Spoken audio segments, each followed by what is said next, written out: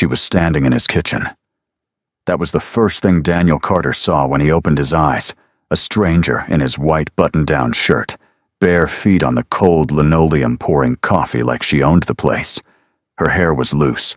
Her hands were steady. His chest tightened before he could think. He didn't know this woman. The details from the night before were fragmented, blurred at the edges. "You really don't remember saving my life?" she asked, calm, almost amused. He said nothing, because something in her voice told him the answer would cost him more than he was ready to pay. She set down the mug, turned to face him fully. And what came out of her mouth next was the last thing a man like Daniel Carter ever expected to hear on a Tuesday morning. Daniel Carter had not always been a man who fixed other people's broken things. There was a time not so long ago that he couldn't remember, but far enough that it felt like another life when he sat behind a desk at a structural engineering firm in Columbus, reviewing blueprints for bridges and drainage systems, drinking bad coffee from a paper cup, and believing that the future was something a man could plan for. That was before the layoffs, before the divorce papers, before the night he sat alone in a hospital waiting room with a 7-year-old girl asleep across his lap, and understood, with the particular clarity that only exhaustion can bring, that he was now the only thing standing between his daughter and a world that didn't slow down for anybody. That was 3 years ago. Now he fixed things: leaky pipes, cracked drywall, garage doors that wouldn't close all the way. He drove a white pickup truck with a dent in the passenger door and a toolbox in the bed, and he showed up when people called, and he charged fare, and he came home every night to a small 2-bedroom rental on Grover Street, where Emma had taped a drawing to the refrigerator that said, "My dad can fix anything in green crayon." He kept that drawing. Emma was 7, and she had her mother's eyes and her father's stubbornness, and she was the single best thing Daniel Carter had ever done with his life. She talked constantly about her teacher, about a bird she'd seen on the way to school, about whether clouds had feelings. She asked questions he didn't always have answers for, and he answered anyway, because she deserved that. She deserved a lot of things he was still working on being able to give her. The night it happened, Emma was already asleep.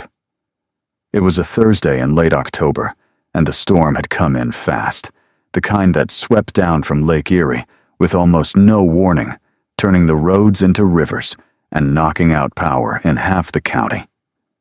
Daniel had just gotten home from a job across town, still damp from the rain when he heard it. Not thunder, something sharper. The sound of metal against something solid somewhere down on Route 9, close enough to rattle the kitchen window. He stood still for a moment, listened. Then he grabbed his rain jacket and went. The car was a black Mercedes SUV, newer model, sitting at an angle in the drainage ditch at the edge of the overpass. The front end had taken the guardrail hard. Steam was already rising from the hood, and in the headlights still cutting through the rain, Daniel could see the thin, dark line of fluid spreading across the asphalt. Not water. He ran. The driver's side door was jammed. He wrenched it twice before it gave, and what he found inside was a woman alone. No passenger. No one in the back, her forehead cut just above the temple, her seatbelt locked tight against her chest. She was conscious barely. Her eyes found his face, and she said something he couldn't hear over the rain. "Can you move?" he asked. She tried. Her hand reached for the doorframe. He didn't wait. He got one arm under hers and pulled, and she came with him, stumbling half-weight against his shoulder, and they were 30 feet from the car when he smelled it. Fuel. Strong and getting stronger. He moved faster. They made it to the grass embankment before the engine caught. The sound was low and heavy, more thud than explosion, and the heat came in a wave that pushed against their backs. Daniel turned his body into it, putting himself between the woman and the light. When it was over, she was shaking. He looked at the road. No other cars, no emergency lights coming yet. The storm still hammering down, and then he looked at the woman beside him. Her suit jacket was torn at the shoulder. Her heels were gone. She was pressing 2 fingers against the cut on her forehead, and her hand was trembling, but her eyes were steady, undefeated almost, in a way that had nothing to do with the circumstances. "I need to call someone," she said. "Your phone." She looked back at the burning car. He nodded one and then said, "Come on." She didn't argue. That surprised him. He walked her to the truck. The nearest hospital was 22 miles out, and the radio was already reporting the Route 11 bridge had water over the road. He told her this. She said nothing, just looked straight ahead through the windshield at the rain. He drove them back to Grover Street. He checked the cut shallow enough, no signs of concussion he could identify, and gave her a clean towel and a glass of water. He pointed her toward the bathroom down the hall, and before she reached the door, he said, "There's a clean shirt on the counter inside. You can use it." It was his white button-down, the one he wore to estimates the first thing that had come to hand when he opened the closet. He didn't think much of it. He went to check on Emma, who hadn't moved, and stood in the doorway of her room for a long moment, listening to her breathe. When he came back out, the woman was sitting at the kitchen table in his shirt. It was too big for her. The cuffs fell past her wrists, and she had folded them back twice. She was holding a glass of water with both hands and staring at the surface of the table like she was still trying to understand what had just happened. Her torn jacket and the rest of her ruined clothes were folded in a small pile on the bathroom floor, which he discovered later. He made a second glass of water, set it down across from her. "Do you have someone I should contact?" he asked. "No," she said. Then after a moment, "Not tonight." He didn't ask again. Before she went to bed, she asked for his number, said she'd need it in the morning to sort out the insurance on the car. He gave it to her without thinking much about it, then gave her the bedroom, took the sofa for himself, and by the time the storm settled into a low, steady rain around 2 in the morning, the house was quiet. He woke to the smell of coffee. She was already standing at the counter, her back to him, her hair loose from whatever had held it the night before. She moved through his kitchen with a kind of ease that made no sense, opening the right cabinet on the first try, finding the filters without looking. His shirt was still on. Her feet were bare on the linoleum. He sat up. His neck ached from the sofa cushion.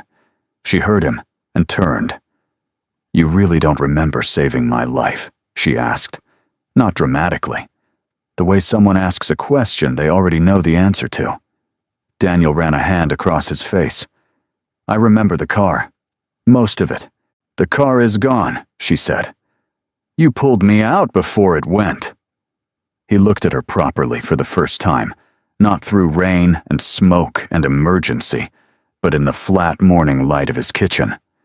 She was somewhere in her mid-30s, self-possessed, in a way that had nothing to do with rest. There was still a thin line of dried blood at her temple and a faint bruise forming along her jaw, but she stood straight. She didn't look like someone who'd spent the night on a stranger's pillow. She looked like someone who was used to being the most capable person in any room and had temporarily ended up in his. She reached into the pocket of her jacket, which was folded over the back of a chair, and set something on the counter between them. A card. Plain white.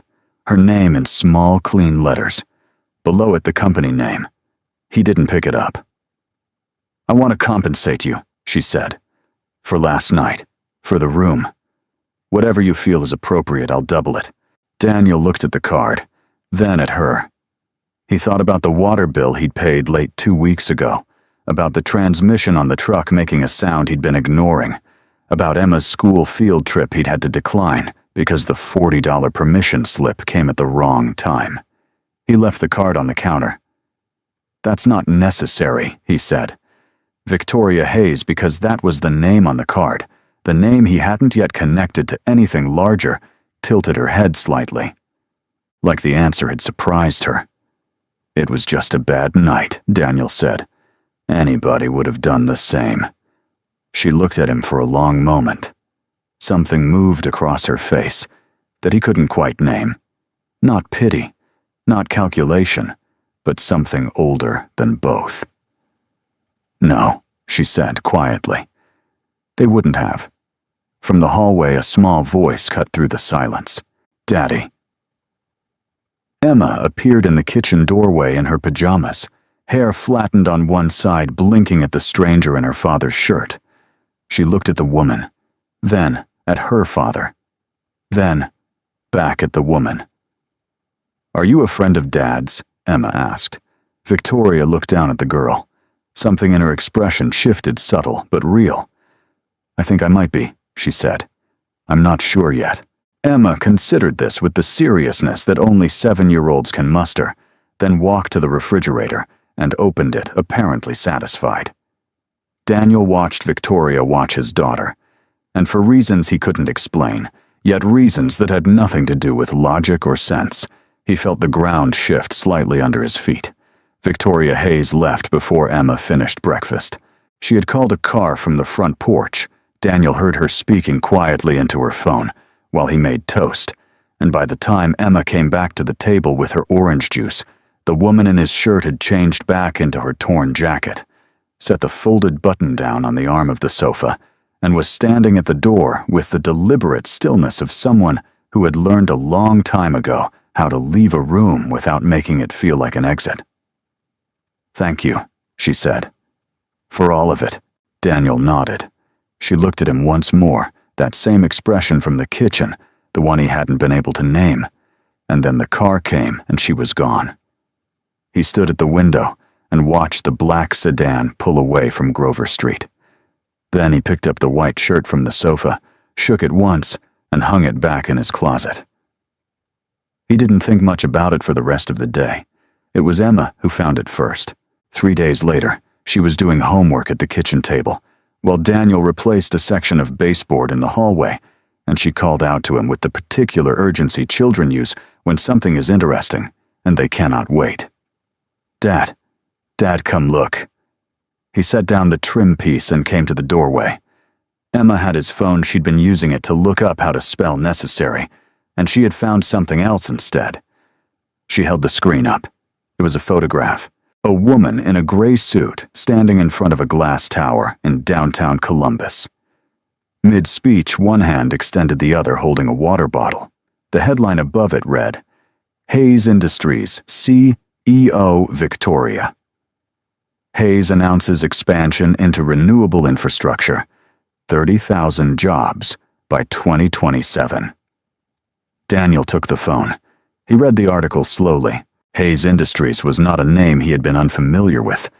Exactly, it was the kind of company that appeared in the business section headlines he scrolled past on slow mornings.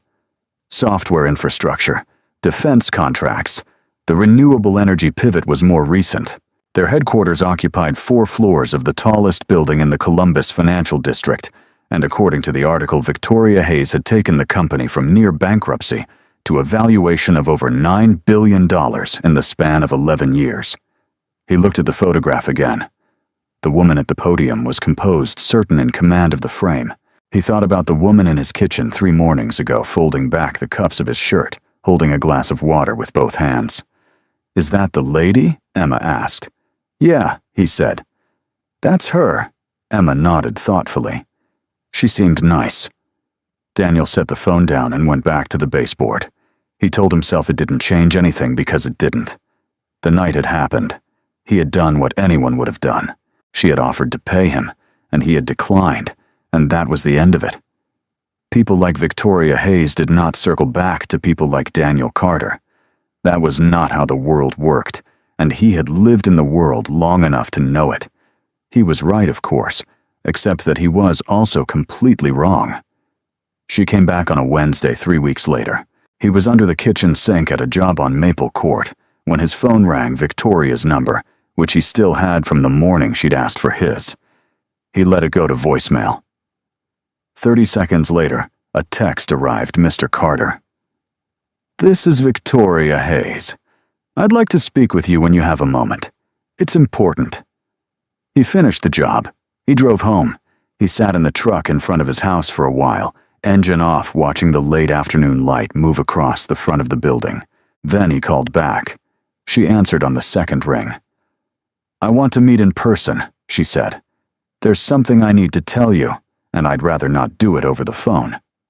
They met at a diner on State Street, neutral ground, her suggestion, which he appreciated.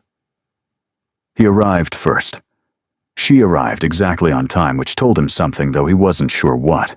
She was in a different suit today, navy blue, and she had traded the heels for flat shoes, and she looked not exactly like a different person, but like a version of herself that had made a small concession to the territory.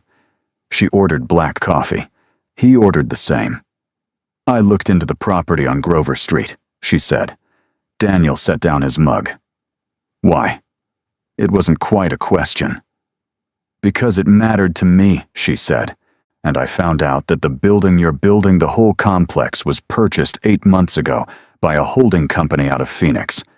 They've been running deferred maintenance violations, underreporting repair costs to the city, and they've filed preliminary paperwork to rezone the entire block as commercial.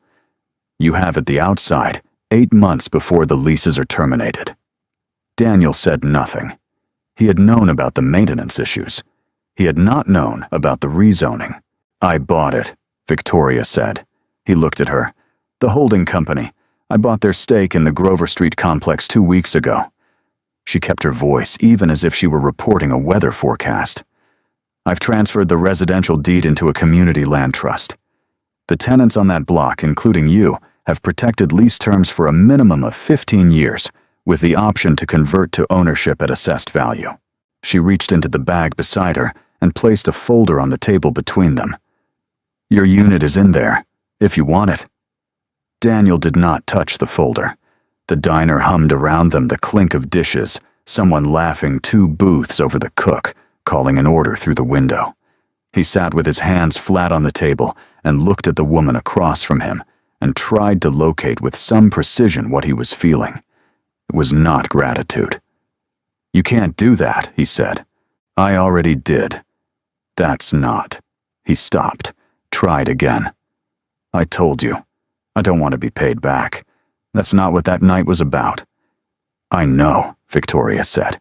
"This isn't payment." "Then what is it?" She wrapped both hands around her coffee mug, the same gesture he remembered from his kitchen the morning after, and for the first time since she'd sat down, something in her certainty gave slightly. Not by much, but enough. "It's a correction," she said. "There are people in that building who have been getting slowly pushed out for 8 months and had no idea. That's something I could fix. So I fixed it." Her eyes met his. "You happen to live there. That's not the reason I did it, but it's also not a reason I didn't." Daniel looked at the folder, then out the window. A woman was walking a dog past the diner, the dog stopping to investigate something on the curb with complete dedication. "You don't know anything about those people," he said. "I know what it's like to not know you're being pushed out until you're already at the edge." Her voice was still measured, but there was something underneath it now. Not performance, not strategy, just the plain weight of a memory she wasn't trying to hide. "I grew up in Dayton. My mother worked 2 jobs and still couldn't keep the landlord from locking us out twice. I was 11 the first time, 15 the second." She looked down at her coffee. "I didn't buy that building for optics. There are no cameras here, no press release. I bought it because I could, and because it was the right thing to do, and because a man I barely know pulled me out of a burning car without asking me a single question first." The diner was still humming. The dog outside had finished its investigation and moved on. Daniel picked up the folder. He didn't open it. He just held it, feeling the weight of the papers inside, deeds terms, the legal architecture of a decision she had already made before she sat down. "I'm not a project," he said. "No," Victoria agreed. "You're not. And Emma's not a story you get to tell at a fundraiser." Something crossed her face that might have been the beginning of a smile if it had been allowed to finish. "I know that too." He set the folder back down between them. "I need to think about it," he said.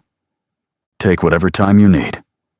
He drove home and put the folder on the kitchen counter and did not open it for 4 days.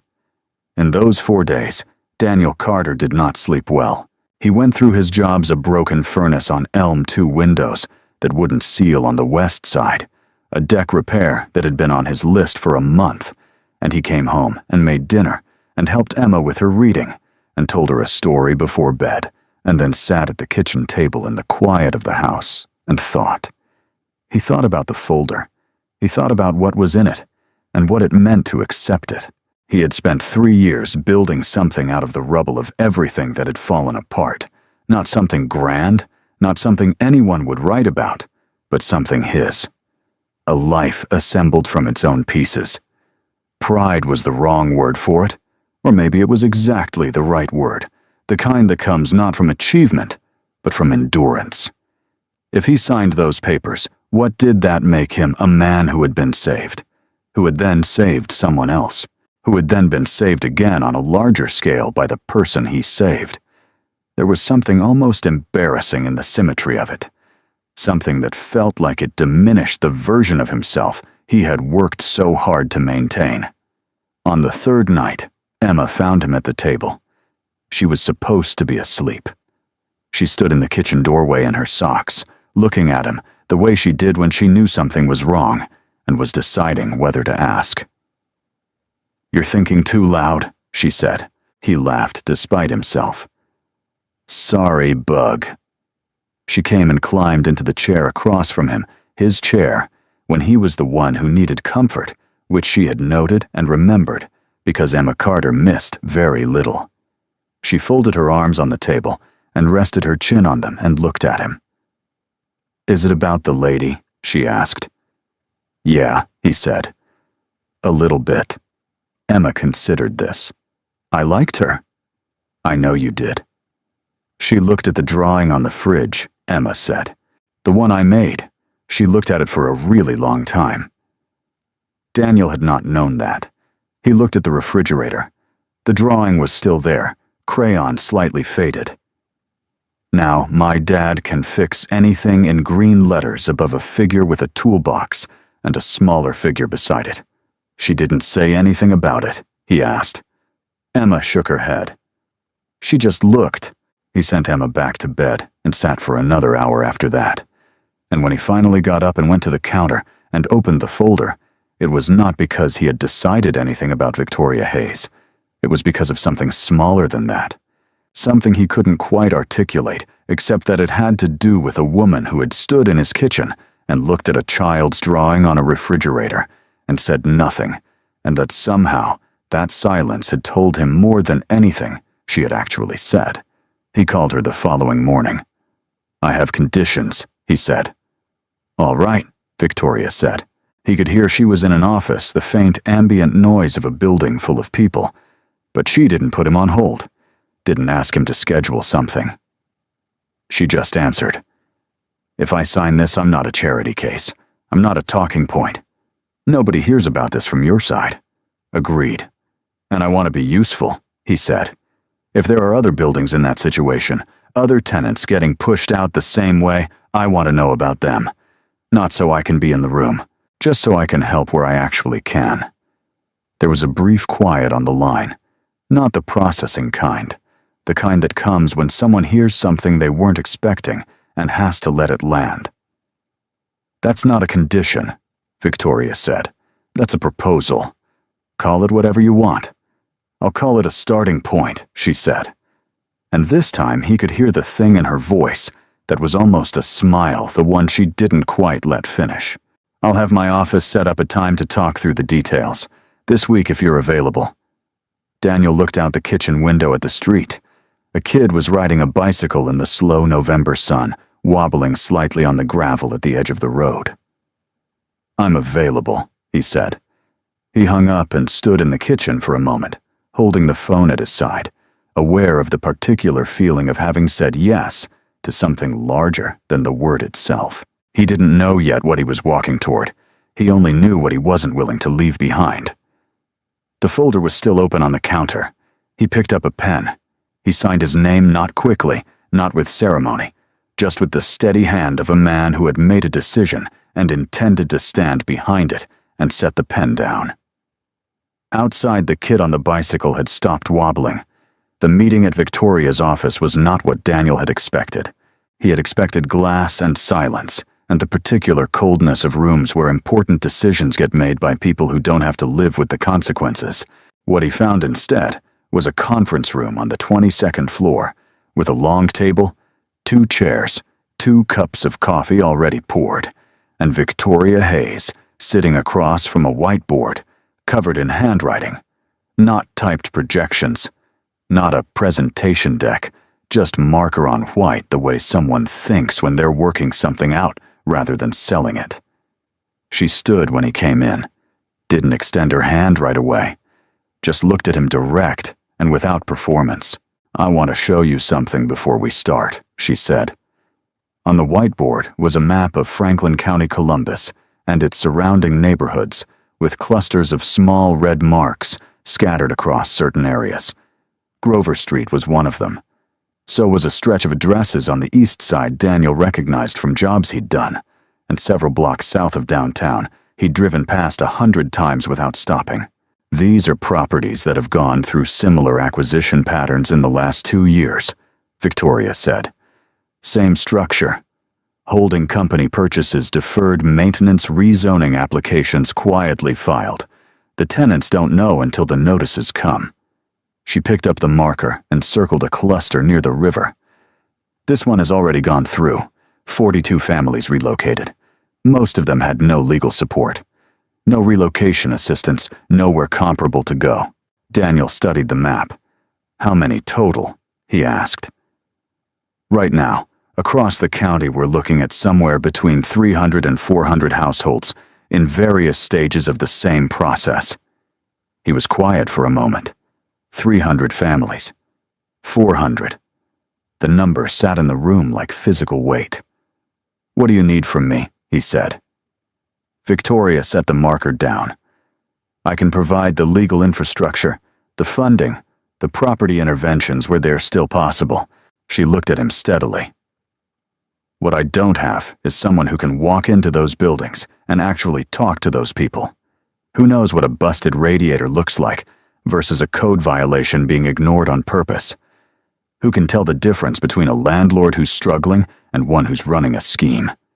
She folded her hands on the table. "I have lawyers.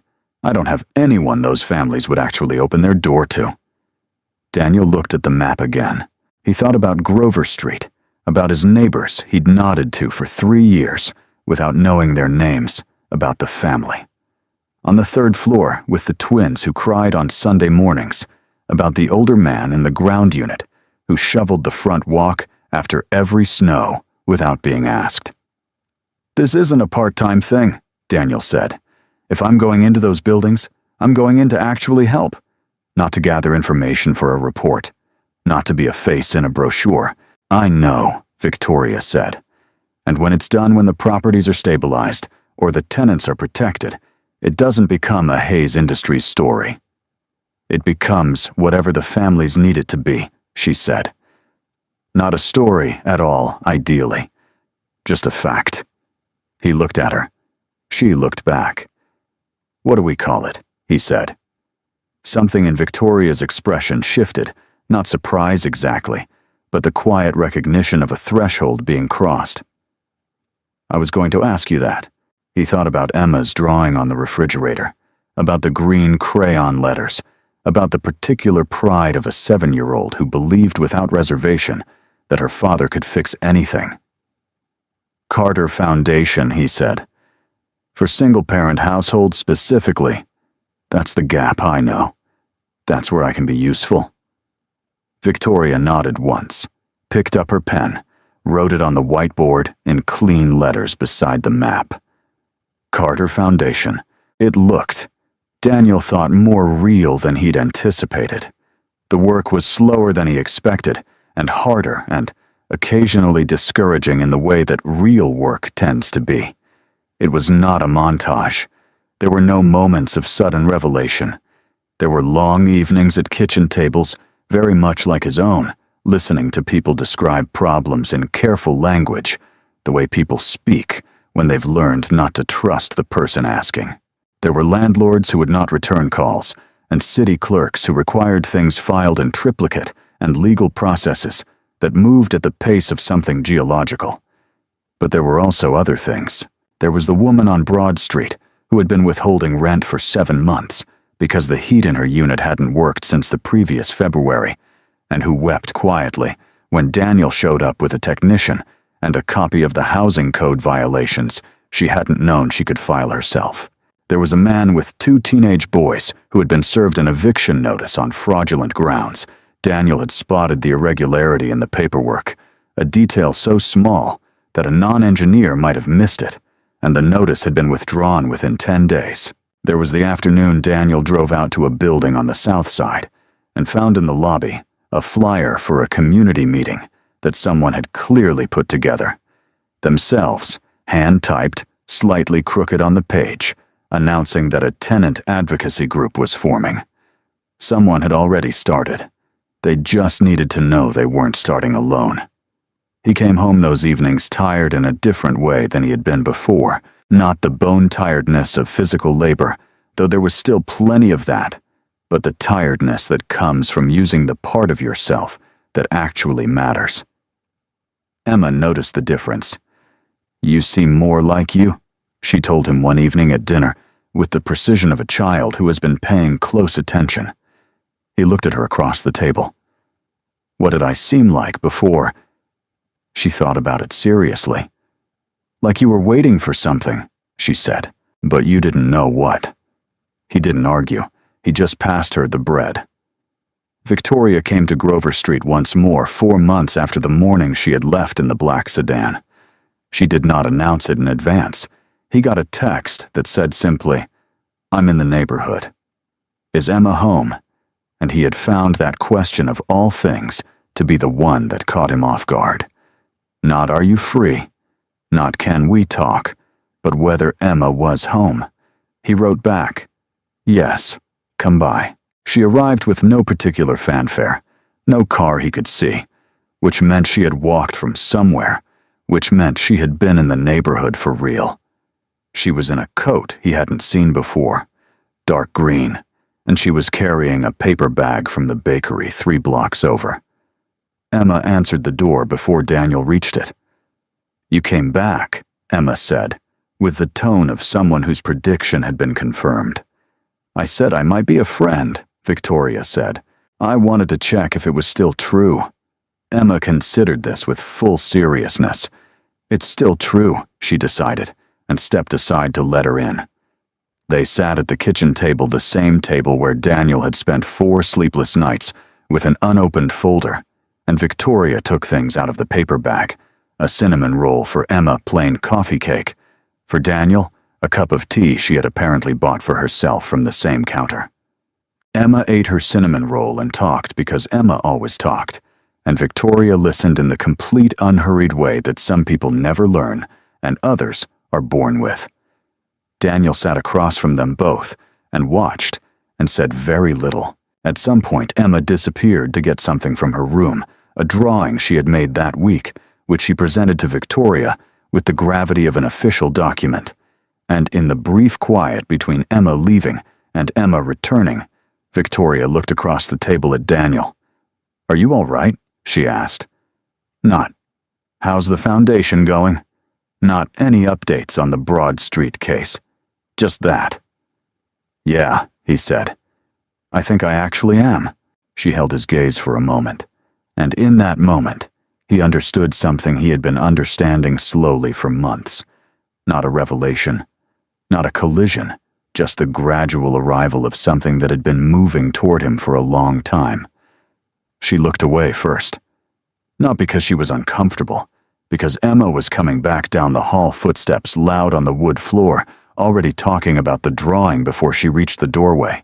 The Carter Foundation's first public event was a Saturday morning in March, a resource fair held in the community room of the Grover Street complex, which had been repainted over the winter by a crew of volunteers that included 2 of Daniel's neighbors and a retired contractor from the east side who had heard about the project, through someone who had heard about it, through someone else. There were tables. There were people from legal aid and the housing authority and a job training program that had lost its city funding 2 years ago and was trying to rebuild. There were families Daniel recognized and families he had never seen before. There was coffee, bad coffee, the kind that gets made in 30-cup urns and tastes like effort rather than beans, and Daniel found it oddly perfect. Victoria was there. She had not been on the program. She was not introduced. She sat at a table near the back for most of the morning, next to a woman with a toddler on her lap, and she listened, and she took notes in a small notebook she kept in her coat pocket, and when the woman's toddler became restless, she made faces until the child laughed, which the child's mother noticed, and which led to a conversation Daniel couldn't hear from across the room. He watched her from the other side of the community room and thought about the night on Route 9 in the rain with the fire behind them, about the way she had walked with him without arguing, about the fact that she had been alone in that car in a storm, no driver, no assistant, and had never once explained why. He thought he understood now, at least in part. Victoria Hayes was someone who had spent a very long time building walls high enough to keep certain things out, the things that had gotten through his kitchen, his daughter a crayon drawing on a refrigerator, a resource fair in a repainted community room, had gotten through, not because she had lowered the walls, but because they were small enough and real enough to fit through the gaps. He crossed the room. She looked up when he reached the table. "Good turnout," she said. "Better than I expected," he admitted. He sat down in the empty chair beside her. "You've been here 3 hours." "I know. You didn't have to stay." Victoria looked out at the room at the tables, the families, the bad coffee and paper cups, the toddler now asleep across the lap of the woman beside her. "I know that too," she said. They sat together for a while in the noise of the room, not saying anything in particular, not needing to. Emma found them eventually the way Emma always found people she was looking for, directly and without hesitation. She pushed between their chairs and climbed up into Daniel's lap and leaned across the table toward Victoria, with something urgent to report about a dog she had seen outside. Victoria leaned in to hear. Daniel held his daughter and watched the two of them, dark coat green crayon the gap between two worlds, smaller than it had any right to be, and thought that this was not what he would have predicted for himself 3 years ago, sitting alone in a hospital waiting room with everything he'd planned in ruins. But then again, he hadn't planned for Emma either, and she was the best thing he'd ever had. He would think later, much later on an ordinary Tuesday, when nothing particular was happening about what Victoria had said to him that first morning in his kitchen. "You really don't remember saving my life." He had taken it as a simple question about the night on the road. The car, the rain, the 30 feet of wet grass between them and the fire. But she had not just meant the road.